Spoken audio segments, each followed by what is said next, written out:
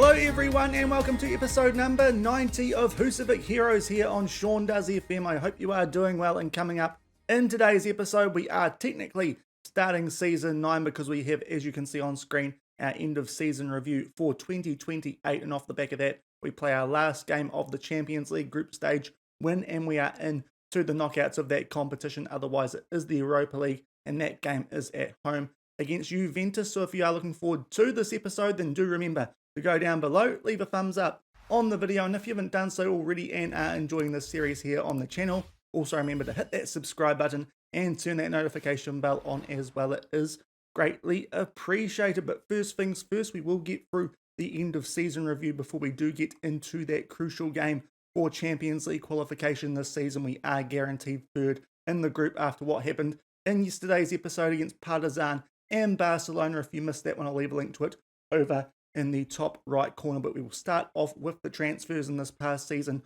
for this end of season review. The star transfer at the club, according to our boredom fans, was Thiago Paulo. 22 starts, 5 goals, 7.54 average rating. He did a great job after coming in halfway through the season to replace both Mbiamba and Corbo, just to strengthen that centre-back partnership. But other players who got good ratings were Satole de Prisco, who was the other side of that new centre-back partnership, Zimmerman, who he got on a cheap transfer from PSG. Diaz is a good backup goalkeeper, and Jorge as well, very promising player out of Sporting in Portugal, being part Portuguese as well as Brazilian. The one player whose transfer probably not rated as well, Scott Guest, because we didn't really play him. It was a free transfer. He's a player that hopefully in the future we can get a little bit of profit off. But on the whole, most of these transfers, apart from that Jorge one, for some reason are rated fairly decently. So I think our ins at the club here this past season were good and certainly strengthened the first team. In terms of outs, there were a bunch of these, just getting rid of some deadwood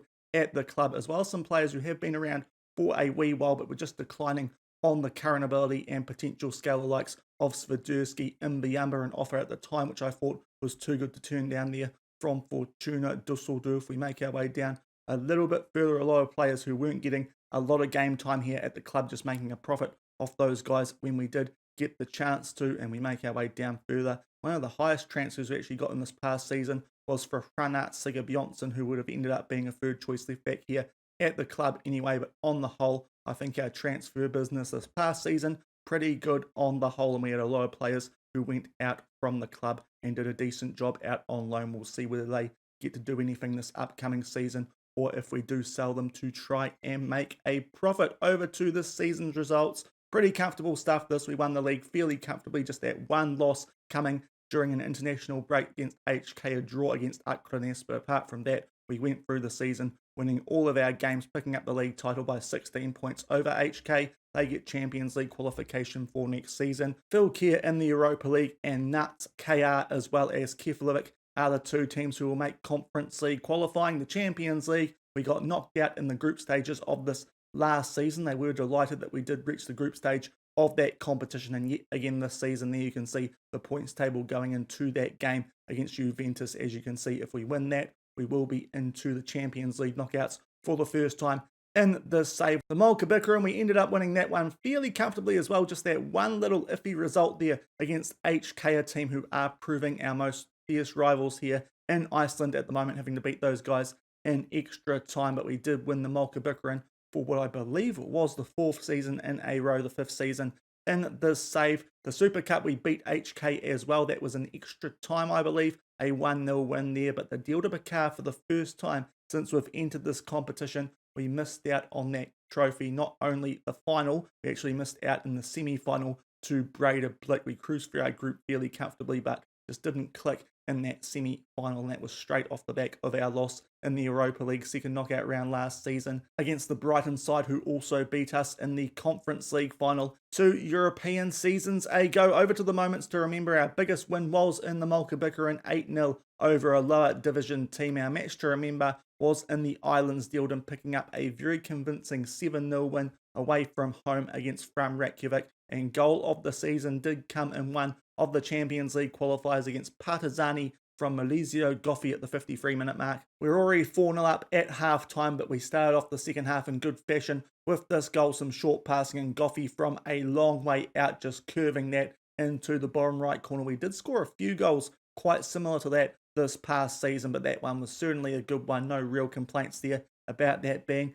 our goal of the season. Finances, sponsorship and broadcast revenue are up. For some reason, corporate hospitality, competition prize money, and match day commercial and retail have gone down. Not too sure why that would be the case for two of those, but I suppose the competition prize money might be because we did make a European final past season in game, and also we did not pick up the win in the Deal de Becar. Still a bit surprising as well to see that our current reputation of the club is still stuck there on 2.5 stars, and the biggest shirt sellers, Anason, Rubio, Larson, Nicolucci, and Satole, a new signing. He sold a few shirts in this past season. We will ignore the best 11s for now because these are never right. Can already see a few players who shouldn't be in there, namely Sergio Cadena, who wasn't at the club this season. We'll go forward to the accolades. The fans player of the season, Benjamin Rubio. 40 would have got this last season. This time he does get it and also picks up young player of the season. You saw signing of the season and goal of the season before. Top goal scorer was Rubio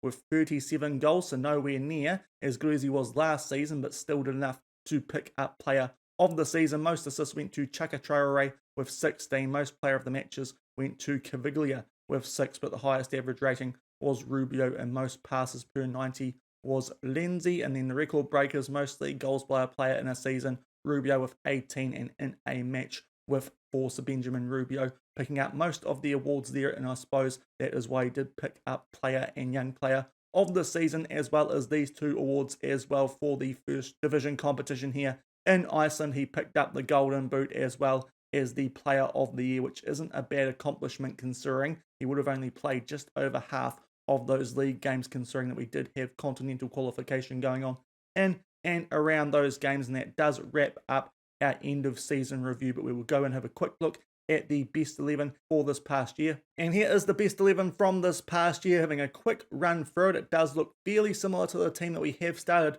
for most of the season. Just one change, Petrovic as our starting right back over Ian Carlo, who can't even make his way onto the bench. That is a little bit surprising, but apart from that, no real complaints with this lineup. A few players who have now left us, namely Mbiamba. In fact, I think he is the only one, but when he was at the club, he did have a very good impact. Briscoe also making his way into the team despite only being here for a half season, as well as Paulo, who gets into that starting lineup. And we go forward now to the overall best 11. In fact, I think what we're going to do here is go back to the inbox item, because this could be a little bit more useful in terms of actually taking note of which players have made their way into this team. Benjamin Rubio and Frederick Larson are the new additions to this team, and neither of them make their way into the starting lineup. So our starting lineup exactly the same. The only changes that have been made are on the bench, where Frederick Larson joins Sergio Cadena as our wing cover, and Benjamin Rubio now the backup striker in behind Yao Pedro. I imagine after one more season he might get rid of Yao Pedro in that lineup. Just having a quick look at signings of the season. We're not really rating anywhere on this because of the transfer fees that we do pay, but Tomas Diaz, one of the runners-up for signing of the season. But on the whole, a pretty good season. A little bit disappointing that we didn't pick up the domestic quadruple this time around, but a domestic treble and making our way through to the Champions League group stage for the second season in a row is interesting. Actually quite interesting to note the signing of the season was a player that we did sell. That was Brynjar Gudmundsson for £2,000 to Breidablik, 3 goals and 3 assists. So I suppose that's fair enough, but we are starting to help out some of the Icelandic teams where we can with the sales that we are making in this save. But we'll just go forward a few weeks until the Juventus game and come back and get into that decider to see who will make the Champions League knockouts and who will go down into the Europa League. And here are the team sheets for this decider in this Champions League group. We are at full strength, just that one change on the bench, which we wouldn't like to make, with Satole being in as our left wing cover because Frederick Larson still on holiday. Good work, Frederick. There's the Juventus team. They come into this in absolutely storming form since they did lose that first game of the group against Partizan. They did also lose against Barcelona, so must have played a lot of domestic games since then, but a win here will be enough for us to overtake them into second. Can we make the Champions League knockouts for the first time in this save? Coming up to the 18-minute mark in this one, we do have the first highlight. It is a free kick in our favour. So far, 1 shot to none in our favour, and Benjamin Rubio with the free kick nearly gets that into the top left corner, but comes crashing off the upright. That would have been a brilliant start, but still 0-0 here at the 20-minute mark. And now 31 minutes gone, it is a corner here to Juventus. Asensio puts it into the mixer. Bentancur gets his head on the end of that just over the bar. A highlight for each team now, but still 0-0 as we get closer to half-time. And that is half-time in this 1-0, all a highlight in both teams' favour, but you can see Juventus late in that half, judging by the XG, albeit not that easy to see because it is in black, but they really did kick into gear late in that first half. Hopefully, this break does nullify that a little bit. We've got a couple of yellow cards at the back, which isn't ideal, but we're going to make a change. Alejandro Meza on a 6.3, Chatsakis to come on for him, but still right in this with 45 minutes left as we're locked up at 0-0. And up to the 53-minute mark for our first highlight of the second half. We are on the attack. It's headed away there by Hernandez, but we are still in possession, just making play on the edge of the box. Great chance there for Caviglia, just blasts it wide, and it is still 0-0 at the 55-minute mark. And only a few minutes later, it is a free kick down the other end here for Juventus in the all black with the white stripe today, as they try and make sure that they make their way through to the Champions League knockouts. A 0-0 result would be enough for them anyway. We do need to win this game, otherwise we are into the Europa League knockouts yet again, which truth be told wouldn't be the worst competition for us, but we might get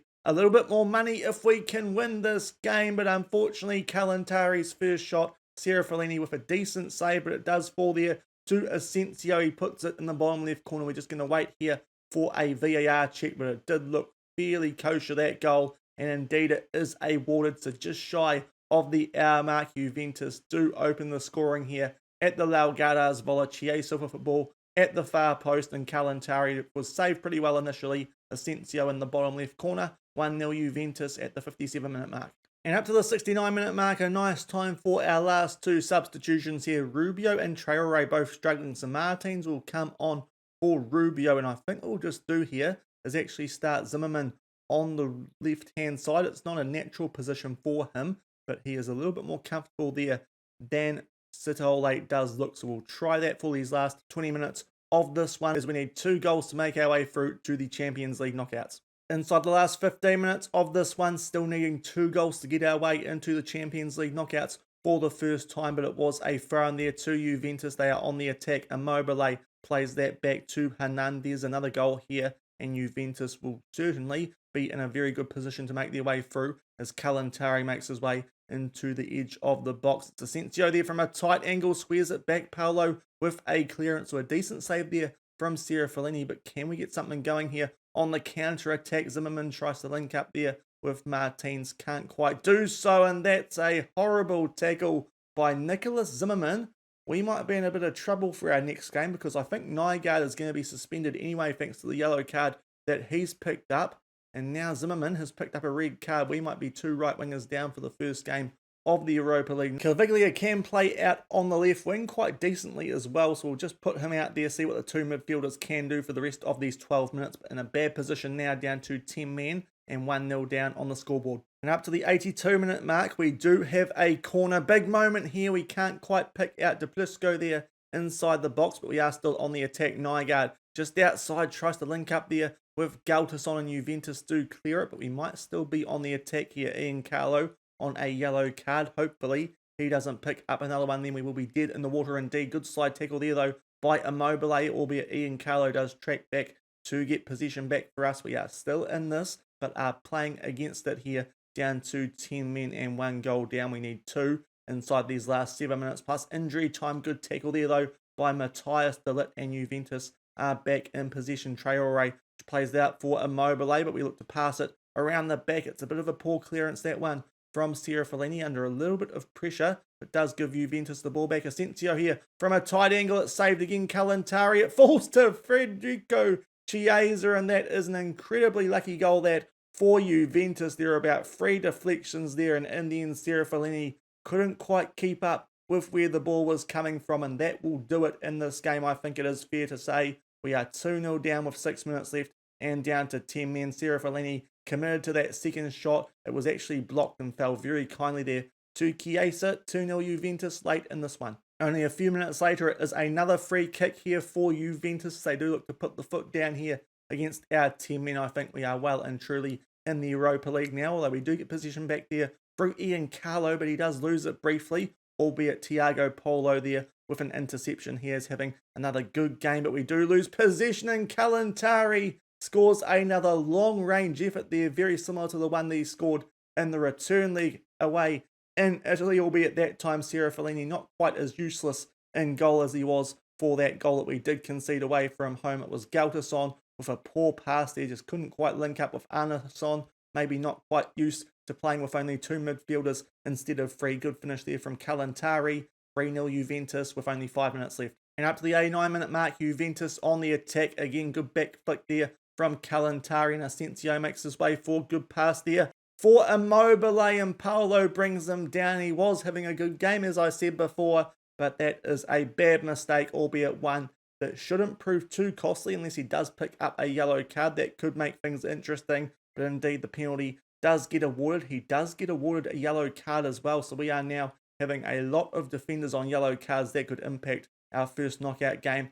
of the Europa League. Immobile tucks that away, and we are starting to get slapped harder than Chris Rock here, it is fair to say, because Juventus putting the foot down inside these last 10 minutes, and it is 4-0, well and truly Europa League for us this season. Doesn't really matter what's happening in the other game, as we did discuss in yesterday's episode. We'll just make sure that these players are easing off tackles just in case they're not on a suspension, because we do not want any players getting ruled out needlessly from our first Europa League game. But we absolutely collapsed there off the back of that Zimmerman red card. Weren't doing too badly up until then, but Juventus with 4 goals in the second half, and that does mean that yet again, for about the 6th straight season in Europe, we finished third in our group, and we are making our way to the Europa League knockouts for the 2nd straight season. And back in the inbox, was about to go through the results for the Europa League and Champions League just to see which teams that we could get drawn in the Europa League group, but we do have a club vision update, and the board are looking at expanding our stadium. I don't actually know how much good this will do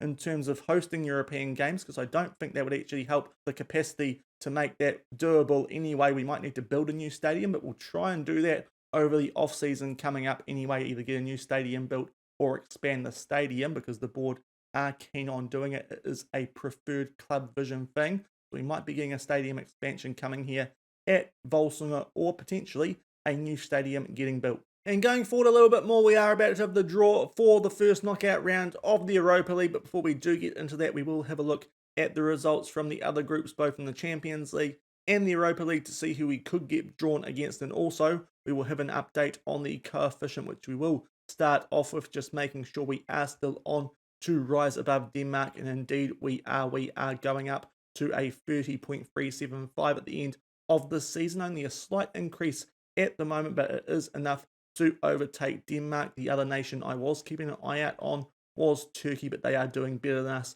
at the moment, so we might only be on for a rise of 1 place in the coefficients at the end of this European season, albeit that would still be enough for us to increase where we do enter qualifying of the Champions League in the 3rd round instead of the 2nd round. But we will go have a look at the results from the other groups in both the Champions League and in the Europa League. If we go back to the groups there, you can see the actual draw for the knockouts of the Champions League. But here is how the groups finished. Group A, Juventus, Barcelona. We are the team that made our way down into the Europa League. The other teams in the Europa League, Group B is Marseille. Group C is Young Boys. Group D is Real Sociedad. Group E, Galatasaray. Group F, Ajax. Group G, Atalanta. And Group H was Genk, which is a little bit surprising when Porto were also in that group. So those are the 8 teams who do drop down from the Champions League. Don't need to take too much note of that, because of course those teams are ones that we cannot get drawn against. But we make our way now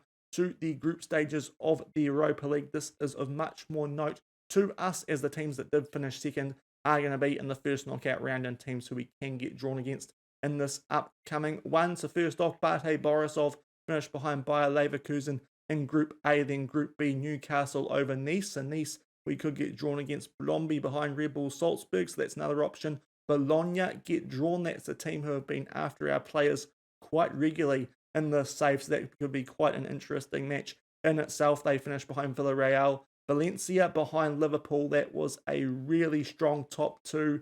Ideally, we wouldn't get Valencia, but if we did. It'll be interesting to see how we did get on against them. Dynamo Kiev out of Group F, Dynamo Zagreb out of Group G, and Lyon out of Group H. That is another pretty good team for the first knockout round of the Europa League, but most of those teams I would back us against. Ideally, maybe avoid teams like Valencia and Lyon, but we'll make our way back to the inbox and get into this first knockout round draw for the Europa League coming up in tomorrow's episode. And we will get through this draw. First out of the hat are Bologna. They will get Real Sociedad. Next up, Valencia. One of the teams that we wanted to avoid, but it is a battle of the V's because we are taking on Valencia of Spain. That is going to be an interesting matchup, it is fair to say. Currently finding themselves 8th in the Liga, so not having that great of a season. If we have a look at the table, they are behind teams like Atletico Madrid, which to be fair, they aren't doing that badly when you do consider that, but they are currently out of the European places. And we have a look at the club in itself, and it is a rematch with Massimiliano Allegri, the manager who has knocked us out of European competitions in the past 2 seasons with Brighton. He did leave there after they failed to make European competition this season, and we get drawn against his team in the first knockout round of the Europa League. Football Manager just doing one of those stories. Obviously a manager who we would like to get the edge over, but they do have a fairly decent team. Still got the likes of Jose Gaia at the club. They've got Guedes up front, and they've got Aaron Ramsdale in goal, which is very interesting. A few familiar names there, but apart from that, some players who we might just have the edge over, or at least could be level with. So that's a team who hopefully we can get over the top of, but that is a very tough draw for the first knockout round of the Europa League, taking on a team with 4.5-star reputation and a manager who has knocked us out of Europe the last 2 seasons. But that will do for today's episode. We end up finishing 3rd in our Champions League group and do get drawn against Valencia in the first knockout round of the Europa League. If you did enjoy today's episode with that last game of the Champions League and the end of season review, then do remember to go down below, leave a thumbs up on the video, and if you haven't done so already and are enjoying this series here on the channel, also remember to hit that subscribe button and turn that notification bell on as well. And until tomorrow for our first knockout round of the Europa League against Valencia, thank you very much for watching. Keep on keeping on, and I'll see you then. Cheers.